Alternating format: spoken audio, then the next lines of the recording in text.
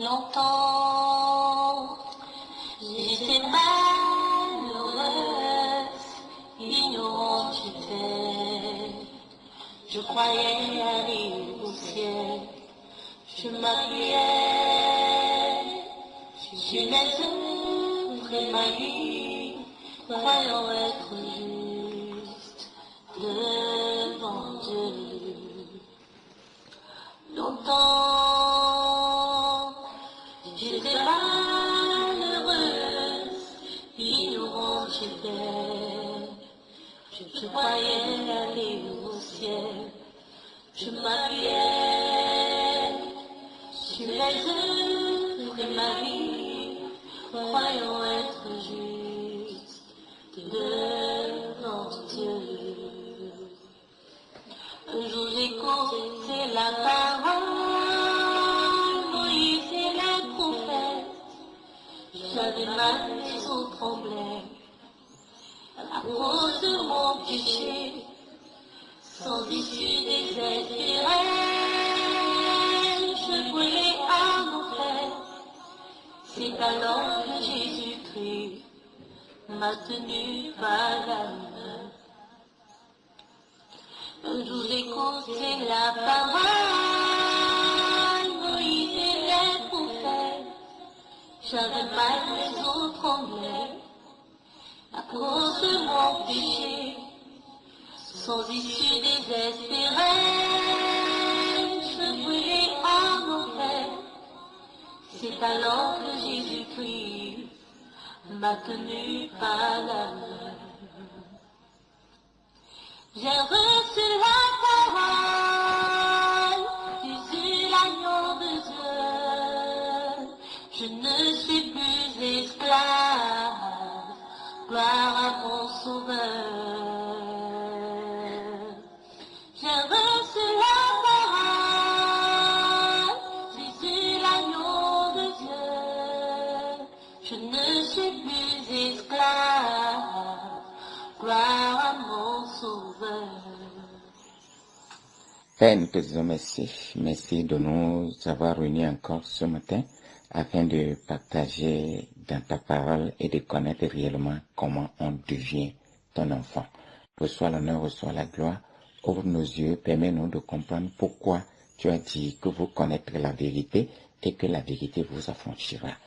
Permets-nous de comprendre que le monde est dans l'esclavage et il faut que le monde soit libéré de l'esclavage. Permets-nous de comprendre que l'esclavage dont on parle, ce n'est pas l'esclavage du corps, mais l'esclavage de l'âme, l'esclavage de l'esprit, afin que quelqu'un soit complètement libre. Reçois l'honneur, reçois la gloire, au nom de Jésus-Christ. Amen. Alors, chers frères et sœurs, nous continuons notre enseignement sur la connaissance de comment on devient enfant de Dieu et comment on ne l'est pas. Comment nous étions pour ne pas être enfants de Dieu. C'est tout cela que nous sommes en train d'énumérer comme ça. Pour l'instant, nous sommes du côté de comment nous sommes pour que nous ne soyons pas enfants de Dieu. Comment nous étions devenus enfants de Dieu. Or, ce sont le faux chemin pour devenir enfants de Dieu que nous avons pris. Parce que nous comprenons déjà que le problème de Dieu, en réalité, ce n'est pas le problème du corps, mais c'est le problème de l'esprit, le problème de l'âme. Le problème de l'âme. C'est pour cela que Matthieu 16 et Matthieu 16, 26 expliquent comme quoi, et que servira-t-il à un homme de gagner tout le monde s'il perdait son âme? Ou que donnerait un homme en échange de son âme devant Dieu? Qu'est-ce que l'homme va donner à Dieu? Qu'est-ce que l'homme va présenter à Dieu pour corrompre Dieu, pour que Dieu accepte le cadeau de l'homme et que Dieu donne le salut à l'âme de cet homme? Qu'est-ce que l'homme a à donner à Dieu? L'homme dans son état, qu'est-ce qu'il peut donner à Dieu? Dans ton état, tel que tu vas là, tu vois quelqu'un qui est mort, tu connais qu'il est mort, peut-être il y a 2 ans, peut-être il y a 3 ans, 10 ans, peu importe le temps, mais tu sais, tu as même participé au temps de sa mort, tu as participé à l'enterrement et tu as vu tout. Un beau matin, cet homme vient, il frappe à ta porte un beau matin. Ça peut être la nuit, ça peut être tôt le matin, ça peut être peut-être même dans la journée. Il toque à ta porte et tu ouvres la porte et tu vois celui-là qui était mort et il est revenu à la vie avec une mallette d'argent. Et il ouvre, ouvre-moi, et tu ouvres et tu le vois. Tu refermes la porte ou bien tu l'embrasses. Amen. Est-ce que tu l'embrasses ou bien tu refermes rapidement ta porte en catastrophe? À toi de voir. C'est ainsi que Dieu également, il ne reçoit pas les morts, il n'accueille pas les morts. Quand quelqu'un est un mort à ses yeux, il dit, mon royaume n'est pas à toi. Va chercher ton royaume ailleurs. Est-ce que vous voyez? Très bien. Nous continuons donc d'autres en lisant la Bible, du fait qu'il lit beaucoup la Bible, et dit, bon, comme lui lit beaucoup la Bible, lui est devenu enfant de Dieu, parce qu'il a lu toute la Bible. Plusieurs parmi nous disent ça. J'ai lu toute la Bible plusieurs fois par an, ou bien je finis la Bible 2 fois par an. Et il dit ces choses comme ça. Le problème, c'est que la Bible n'est pas un roman. La Bible n'est pas un livre comme les autres livres. En tout cas, les recueillements de la Bible, ce que la Bible recueille, c'est la parole de Dieu qui est à l'intérieur. Ce n'est pas comme les romans que les gens, tout le monde a écrit à la façon qu'il a été inspiré selon la vie qu'il a vécue et c'est comme ça qu'il a inspiré, il a écrit des choses. Non, c'est plus que ça. La parole de Dieu, à l'intérieur, il y a ce qu'on appelle la vie. L'esprit est dedans. En lisant la parole, on ne peut pas devenir un enfant de Dieu simplement comme ça. Il va falloir quelqu'un qui l'est déjà devenu, puisse te montrer le chemin par lequel il est passé pour le devenir. Comme j'ai dit ça, et tu dis que oui, les pasteurs, ils le sont passés. Bon, tout ce que nous disons là, est-ce que le pasteur, ton pasteur te l'a jamais dit? Est-ce que c'est par ces chemins-là que ton pasteur t'avait fait passer? Ton pasteur ne t'avait pas fait devenir un enfant de Dieu en priant pour toi, en imposant la main pour toi. Il ne t'a pas demandé de répéter, il ne t'a pas demandé de donner ta vie. Est-ce que le mort a une vie qu'il donne à Dieu? Le mort a de vie. Ça, c'est la question à laquelle tu vas répondre. C'est pour cela que dans la parole également, les bien-aimés, il est mentionné quelqu'un aussi qui sait lire beaucoup. Je pense qu'on en a déjà parlé un peu, ou bien ce n'est pas dans ce forum. Alors lui, il sait lire, il lit beaucoup la Bible. Lui quitte l'Afrique pour aller adorer, il quitte l'Éthiopie, j'allais dire, pour aller adorer à Jérusalem. Et c'est un eunuque. Ça se trouve dans le livre des Actes 8, à partir de son verset 27, tu vas lire ça jusqu'au verset 31. L'eunuque éthiopien, il est le ministre de la reine d'Éthiopie. Lui, il quitte l'Éthiopie pour aller adorer à Jérusalem. Et il est en train de lire sa parole. Sa Bible est entre ses mains. Donc, la parole dit, il se leva et partit, et voici un Éthiopien, un eunuque ministre de Candace, reine d'Éthiopie et surintendant de tous ses trésors, venu à Jérusalem pour adorer, s'en retournait assis sur son char et lisant le prophète Isaïe. Vous avez vu ça?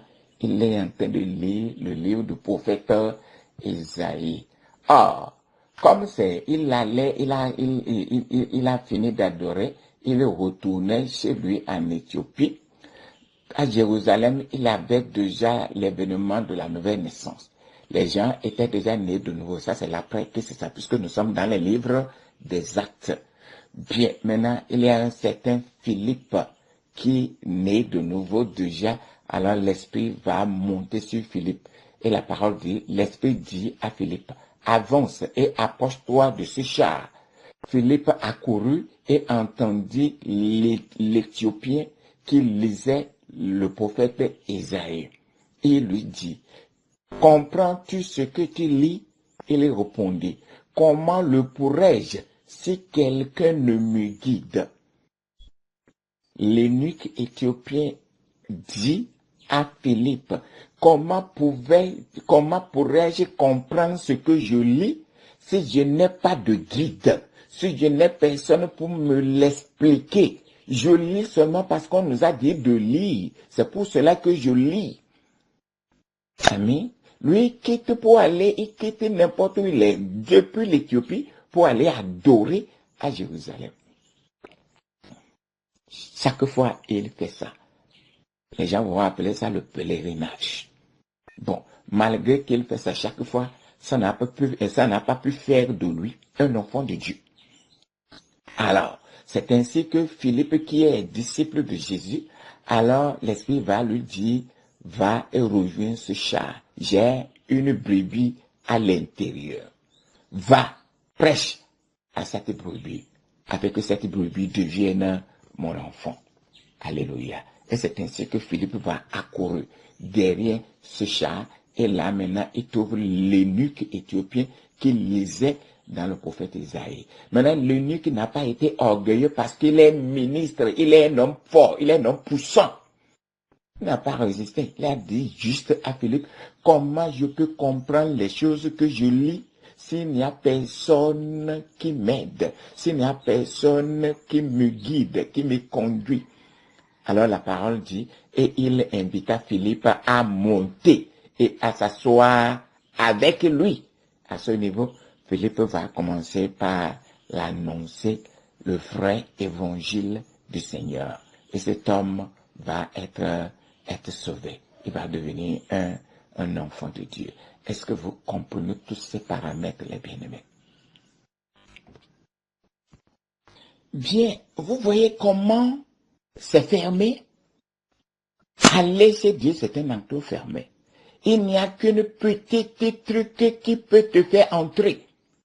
Cette porte, on ne peut pas voir ça. Ça n'a pas l'air de l'entrée. La porte d'entrée. Quel est donc le problème? Pourquoi ce pasteur Mohamed là, lui, parle méchamment comme ça? Quel est donc le problème? Pour comprendre le problème, je te fais passer par l'examen de soi-même.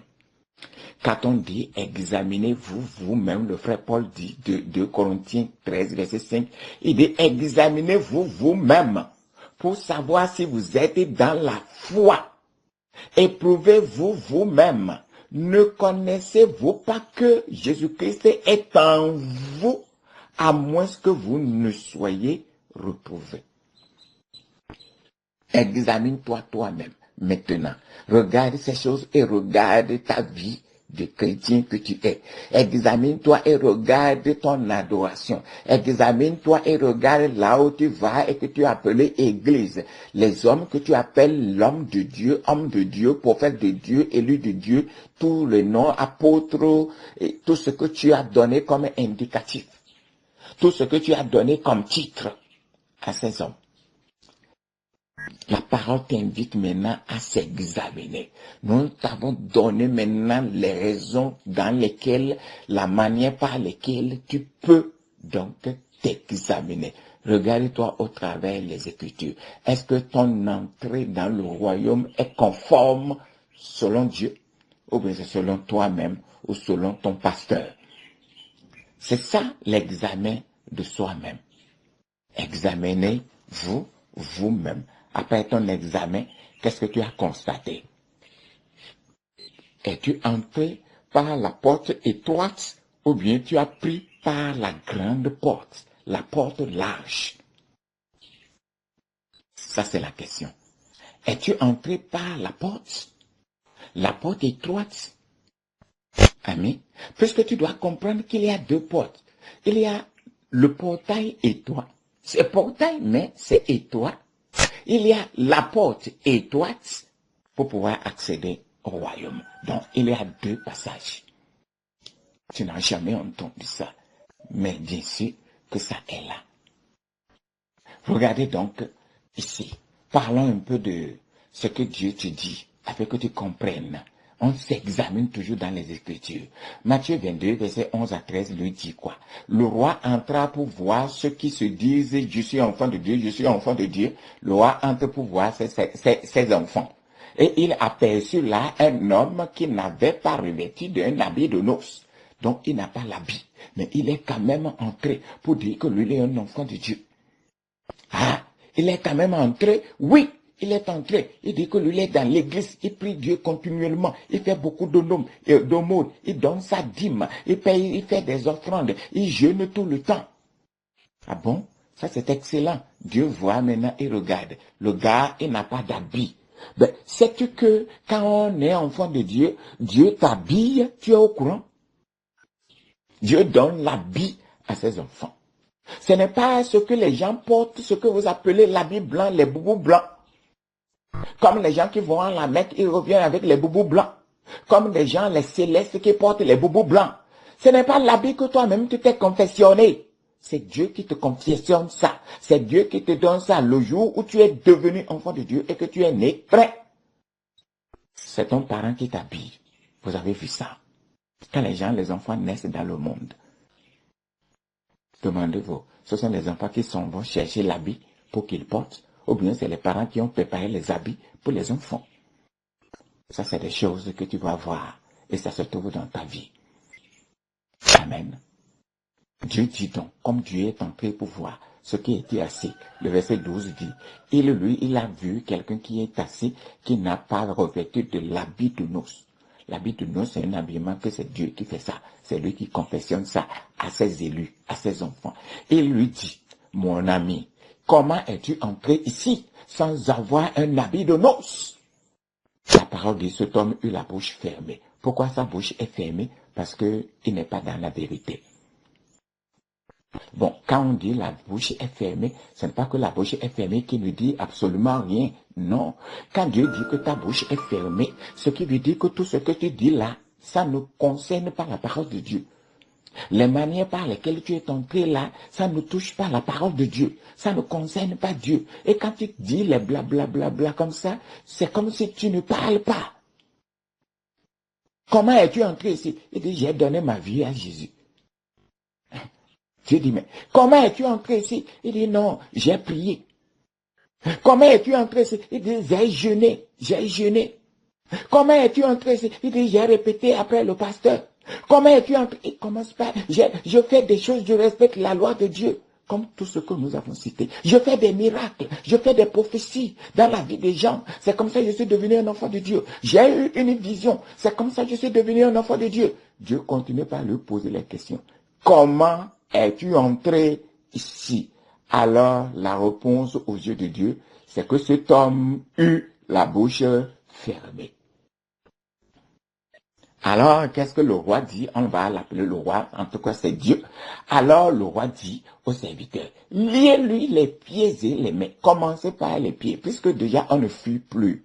Ce n'est plus question de fuir. On ne peut plus fuir.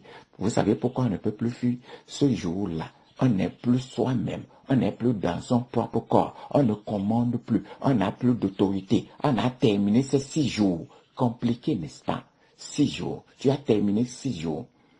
Si je dis tu as terminé 6 jours, ça va te paraître encore beaucoup confuse. Vous savez que Dieu, la vie de l'homme sur la terre, c'est 6 jours. Vous êtes au courant de tout ça. Vous dites que vous êtes enfant de Dieu.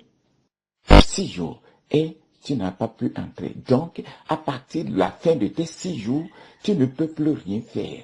Alors, on te lie les pieds, on te lie les mains, on te jette où? Dans les ténèbres du Dieu. Ici, là, tu sors de ce que tu appelles l'église. Tu sors de ce que tu appelles l'enclos. Tu sors du lieu de confort là où tu pensais aller et on te met là dehors. Le dehors, c'est donc quoi? Le dehors, là, il y a grincement dedans. Grincement dedans. Il y a des pleurs. Pourquoi grincement dedans? Tu sais que quand il y a une douleur dans la vie de quelqu'un, et la personne est grand, il est fort. Maintenant, la douleur le ronge. Comme la douleur le ronge, il ne veut pas crier, ouh, ça fait mal. Il ne veut pas crier. Là, il grince les dents pour pouvoir soutenir la douleur. Il grince les dents. Dieu dit, là-bas, c'est là où on grince les dents. Ça, il appelle ça le dehors. Si tu n'es pas dans la présence de Dieu, tu es au dehors. Tu as écouté ça. Le problème donc, c'est ainsi que nous avons plusieurs sortes de portes. Mais le Seigneur, lui, il te dit que il y a quand même une porte d'entrée. Comme je parle de la porte d'entrée, et toi tu te demandes, mais comment on peut parler de la porte d'entrée? Dans le Seigneur dit qu'il y a une porte d'entrée. Si c'est lui qui dit qu'il y a une porte d'entrée, alors il y a une porte d'entrée. Mais toi, tu n'as jamais vu cette porte. Mais toi, tu ne sais pas qu'on passe par une porte. Jean 10, verset 1 dit, en vérité, je vous le dis, celui qui n'entre pas par la porte dans la bergerie, mais qui y monte par ailleurs, il est un voleur et un brigand. Parce que cet homme tout à l'heure, il n'a pas pris par la porte, il a pris par ailleurs pour entrer. Il est un voleur et un brigand. Le voleur et le brigand, on les jette en prison. La prison de Dieu, alors c'est l'enfer. Le problème donc, je vous l'ai dit depuis longtemps, il y a deux portes d'entrée chez Dieu. D'abord, il y a le petit portail et la petite porte. Ça, c'est la ligne de Dieu. Et c'est restreint. Mais de l'autre côté, il y a aussi deux portes d'entrée en enfer. Mais cette fois-ci, cette porte, elle est large. Ce n'est pas étroite. Matthieu 7, 13, tu dis donc, entrez par la porte étroite. Donc, l'entrée dans la maison de Dieu, c'est la porte étroite. La question que je te pose, as-tu vu la porte étroite? Comment ça est? Comment est la porte étroite? Si tu ne connais pas, et si tu n'as jamais passé, que tu n'as jamais passé par là, on ne peut pas passer par un endroit pour ne pas pouvoir signifier l'endroit. La vie d'un homme de Dieu, la vie d'un serviteur de Dieu, il doit pouvoir l'expliquer comment il est devenu enfant de Dieu. Mais, tiens-toi tranquille, il y a une autre porte encore par laquelle les gens entrent et ils se croient être enfants de Dieu. Il dit car large est la porte, spacieux est le chemin qui mène à la perdition. Et il y en a beaucoup qui entrent par là. La question, quelle est la porte par laquelle toi tu es devenu enfant de Dieu? Tu es entré par quelle porte? La porte large ou bien la porte étroite? Très bien. Si ce n'est pas la porte étroite, la porte large, voilà ce qui t'attend. Le Seigneur lui dit simplement, le chemin qui conduit à la perdition, c'est la porte large. C'est le chemin spacieux, c'est grand. Qui veut donner sa vie à Jésus? Qui veut devenir enfant de Dieu ici? Et les gens lèvent la main. Soulevez la main. Soulevez la main. Répétez après moi.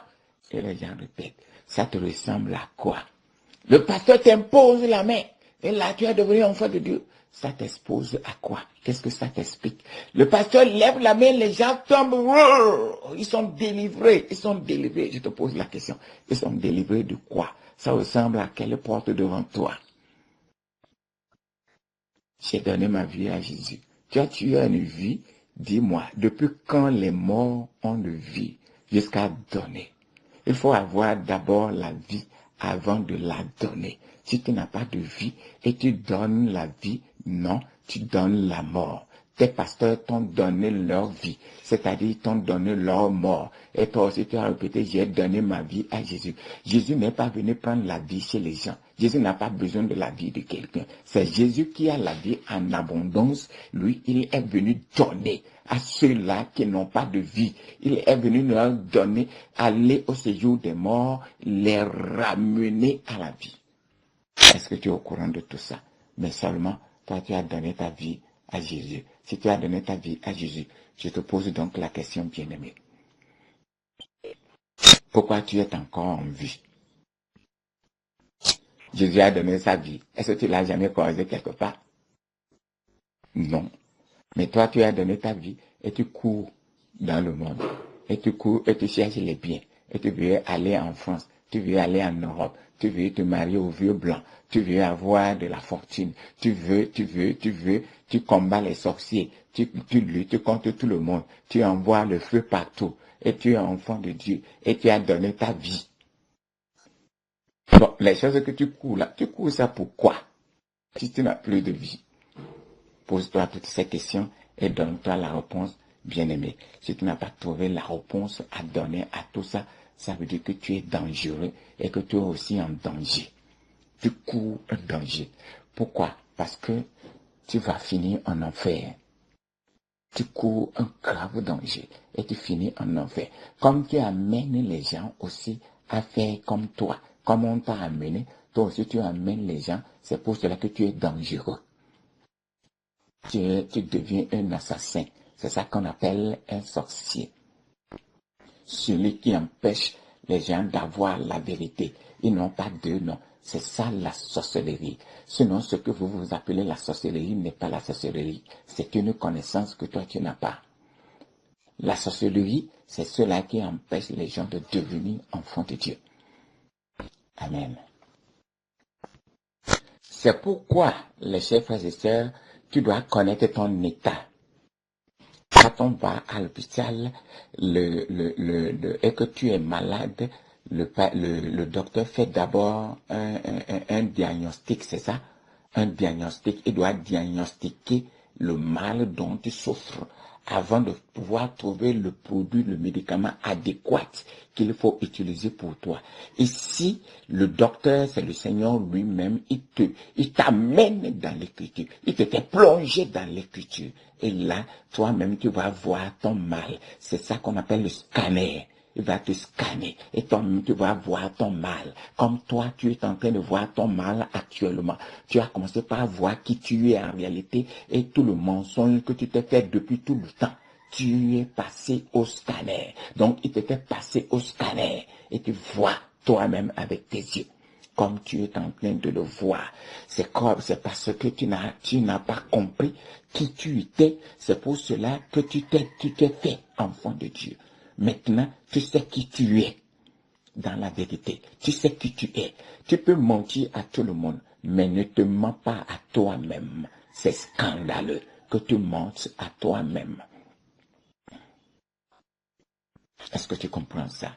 Romains 10, verset 3 nous explique que les hommes n'ont pas compris comment Dieu rend juste les êtres humains. Ça veut dire que tout est que Dieu, et chaque personne, chaque homme venant sur la terre, il n'est pas juste. Jamais. Bon, si l'homme ne peut pas être juste, je sais comment, quand on va expliquer que un mort ne peut pas donner la vie à un autre mort. S'il donne une vie, il va donner simplement la mort, c'est-à-dire son état à lui. C'est ça qu'il peut partager. L'homme ne peut donner que ce qu'il a. Vous êtes là? C'est clair. Donc, seulement c'est Dieu qui nous cherche et il nous trouve. Et il nous donne sa vie. La parole dit chercher l'Éternel pendant qu'il se trouve. Toi, tu le cherches, mais il n'est pas perdu. Mais toi, tu le cherches. On cherche quelque chose qui n'est pas perdu. C'est toi plutôt qui es perdu. Et tu ne vois pas Dieu. Et tu ne sais pas où il est. Et tu le cherches dans les jeûnes. Tu le cherches dans la prière. C'est pas là-bas. Il est dans sa parole. Donc, ils n'ont pas compris comment Dieu rend juste les êtres humains. Et les hommes ont cherché eux-mêmes leur propre justice. Voilà, si je fais comme ça, je vais devenir un enfant de Dieu. Si je fais comme ceci, je vais devenir un enfant de Dieu. Lis ces versets dans ton livre, dans ta Bible. Lis ça. Tu comprendras tout ce dont nous sommes en train de parler. Mes bien-aimés, pour que tu puisses comprendre, savoir que ce qu'il dit, il n'est pas en train de dire ces choses. Il dit la parole de Dieu.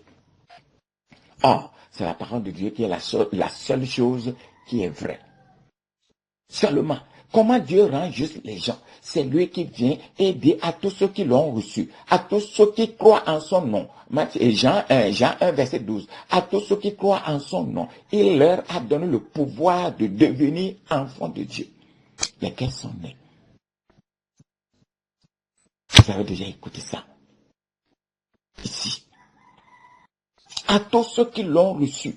Ils ont reçu qui? Les gens disent que j'ai reçu Jésus. C'est là où l'erreur se passe. Jésus dit que je suis la parole. Et toi, tu reçois un homme. Tu lui as donné de l'eau à boire. Il a pris ou bien il n'a pas pris. C'est là l'erreur de tout le temps. On reçoit la parole. À tous ceux qui l'ont reçu.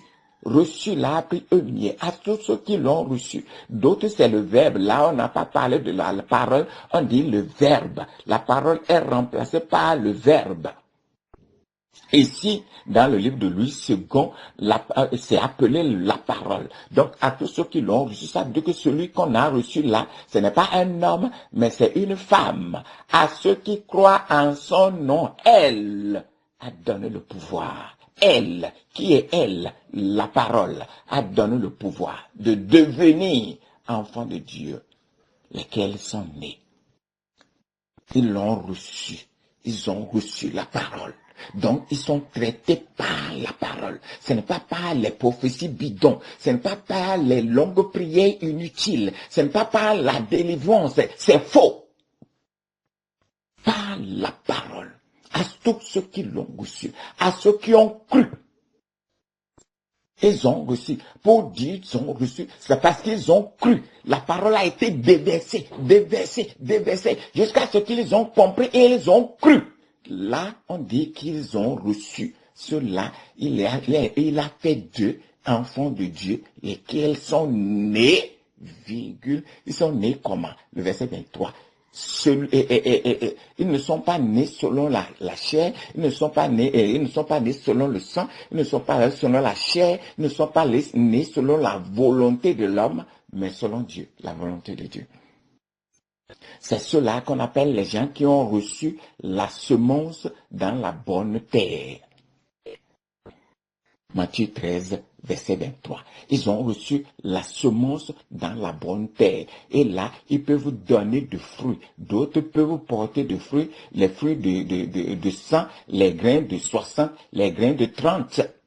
Parce que ils ont reçu cela. Ils peuvent produire du fruit maintenant. Le fruit de l'esprit, ce n'est pas les délivrances que tu vois. C'est faux. Alléluia. Alléluia. C'est comme ça on le devient. Ceux qui ont reçu la parole, ils deviennent enfants de Dieu. C'est en cela qu'on doit comprendre comment on peut devenir donc enfant de Dieu. Pour devenir enfant de Dieu, c'est des personnes qui ont été élaborées, qui ont été travaillées à l'intérieur de la parole. Et là, on dit qu'ils ont reçu la parole. La parole est plantée en eux. Donc, quand on prêche, on sort la parole, c'est comme on a défriché, tel que vous êtes là, vous êtes un terrain décapé, un terrain défriché. On a enlevé les pieds, on a enlevé les choses qui sont au-dessus de votre terre. Et la terre, elle est prête à être labourée et que nous puissions y mettre la semence. Voilà comment le travail se fait, les bien-aimés. On va implanter maintenant la parole. Est-ce que tu as jamais écouté ça? Jamais. Donc voilà comment cela se fait. C'est bon là. Alors on t'a fait passer par beaucoup de choses. Tu as donné ta vie. Comment on peut donner sa vie alors que tu n'as pas de vie? Et tu donnes la vie. Comment celui qui n'a pas de vie donne la vie? C'est dangereux, n'est-ce pas? Ça devient vraiment dangereux. À celui qui n'a pas de vie, à ce qu'il donne la vie. C'est très dangereux.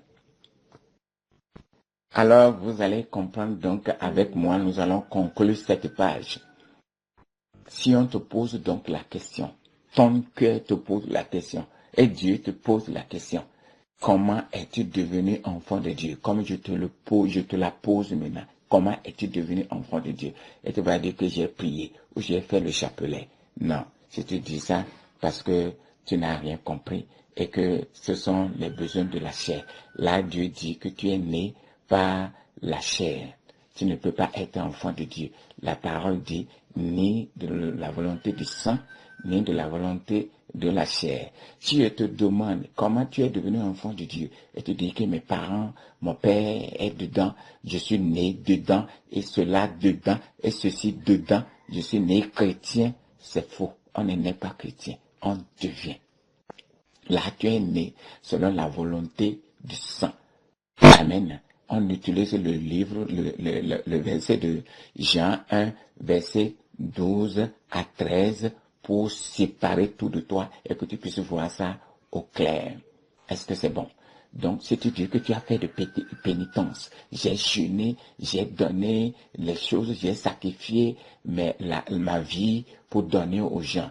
Non, ça c'est justement la volonté de la chair. On ne devient pas enfant de Dieu selon la chair, parce que toi tu as voulu faire ça, et c'est pour cela que tu l'as fait. Non, ce n'est pas possible de devenir ainsi un enfant de Dieu. Alors, chez d'autres personnes, j'ai donné ma vie, j'ai décidé de donner ma vie. Le corps de l'homme qui décide, le Seigneur l'a appelé, arrière-toi de moi, Satan. Tes pensées sont les pensées des hommes. Donc, les pensées de l'homme, c'est les pensées sataniques. Donc, celui qui décide de donner sa vie à Dieu, il est satanique. Donc, c'est la chair, c'est la volonté de l'homme. Cette volonté n'est pas la volonté de Dieu. Est-ce que vous êtes avec moi? Tel que ce que nous avons connu déjà au travers de nos enseignements. Cette volonté, quand Pierre a dit ça une fois, le Seigneur lui a dit, cette volonté-là, c'est la volonté de l'homme, ce n'est pas la volonté de Dieu. Arrière-toi de moi, Satan. Donc la volonté qui t'a dit de décider de donner ta vie à Jésus, c'est la volonté de l'homme, c'est la volonté de la chair, ça ne plaît pas à Dieu. On ne peut pas aller à Dieu en donnant sa vie. Ce n'est pas possible. Inviter Jésus dans son cœur. On ne peut pas inviter Jésus dans le cœur de la souillure, là où quelqu'un il n'y a pas de vie. On l'invite à l'intérieur. Non, on n'invite pas à l'intérieur. C'est le Seigneur qui t'invite à lui. Toi, tu as refusé quand le Seigneur t'invite, mais c'est toi qui veux faire venir Dieu dans ta vie de politure. Ça ne marche pas comme ça. Décider d'aller à l'église. Dans cet enseignement, au cours de cet enseignement, tu as compris toutes les décisions que tu as prises pour dire que je vais à l'église. On ne va même pas à l'église avec ce que tu as appris ici. On devient un enfant de Dieu et Dieu t'ajoute à l'église. Quand Dieu te sauve fini, c'est lui qui s'occupe de toi et t'ajoute à l'église. Il t'habille avec son habit de noces et te fait rentrer à l'église. Est-ce que c'est clair là? On ne va pas à l'église. Le fait que tu as décidé d'aller à l'église, c'est déjà un mauvais chemin. Et tout ce qui enseigne dans ce qu'il appelle l'église, quelle dénomination? Et tu vas dire, mon église s'appelle. Tout ça, c'est des idées sataniques et que ça n'a rien à voir avec l'entrée dans le royaume de Dieu.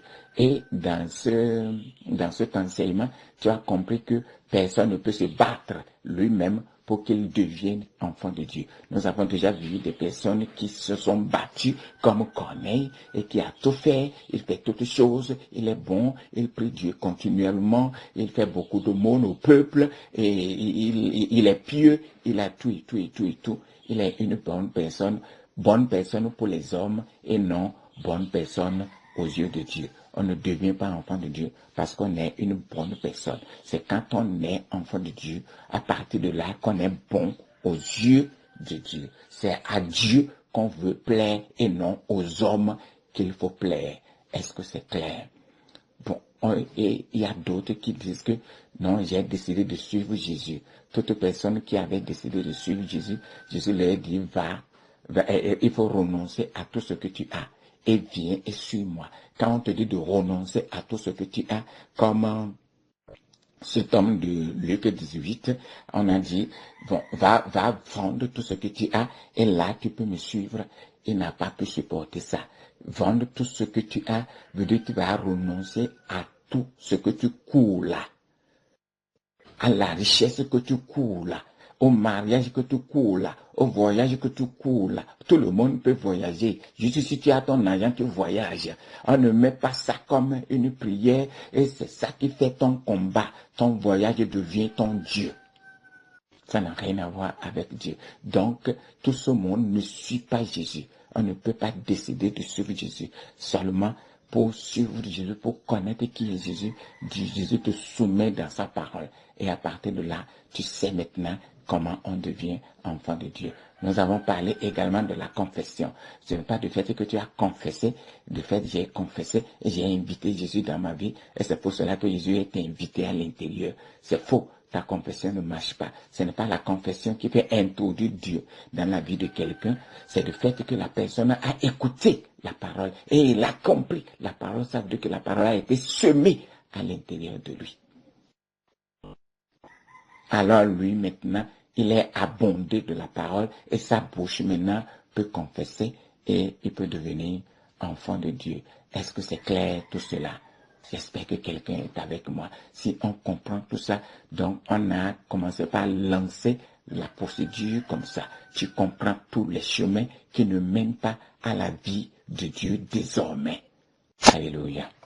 Donc, les bien-aimés, on va nous arrêter ici aujourd'hui et demain, nous allons continuer pour qu'on puisse savoir ce que nous sommes en train de faire ici. Que la paix vous soit accordée de la part de celui qui a la capacité de sauver au nom de Jésus. Amen. Il m'apporte à la lumière, donna sa vie pour moi, moi qui étais dans les ténèbres, il m'a rendu lumière. C'est pourquoi je veux chanter, que tout le monde entende, que mon sauveur vit encore, il est au ciel, il crie pour moi. Il m'apporte à la lumière, donna sa vie pour moi, moi qui suis dans les ténèbres, Christ m'a rendu lumière. C'est pourquoi je veux chanter, que tout le monde entende, que mon sauveur vit encore, il est au ciel, il crie pour moi.